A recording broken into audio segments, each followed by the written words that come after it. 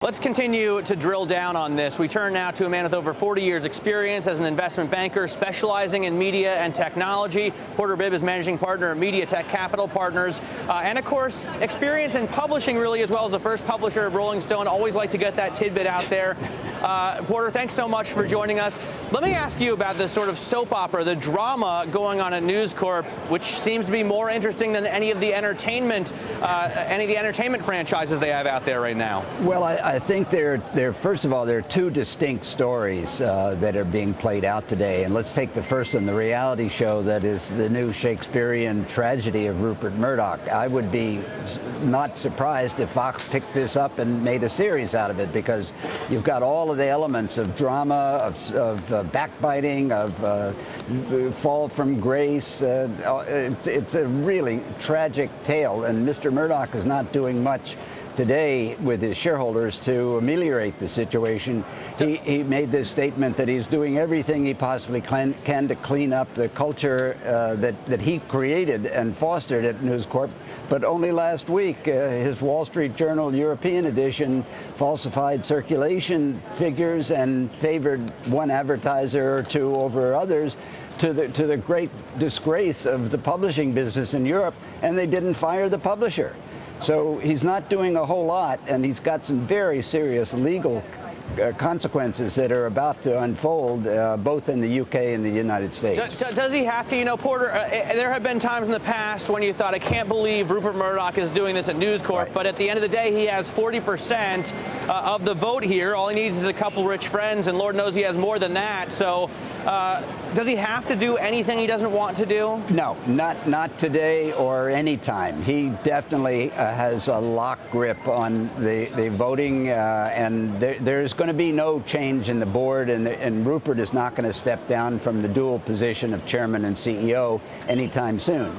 But he is watching his family fall apart. He's watching his key investors begin to head for the exit. And as I said, there are two stories, because the real irony here is that News Corp, as a business, is going gangbusters. Everybody talks about the Murdoch discount, and it doesn't exist anymore. He's got a better PE than most of the major competitors that are media conglomerates, better than Time Warner, better than Comcast, better than Disney.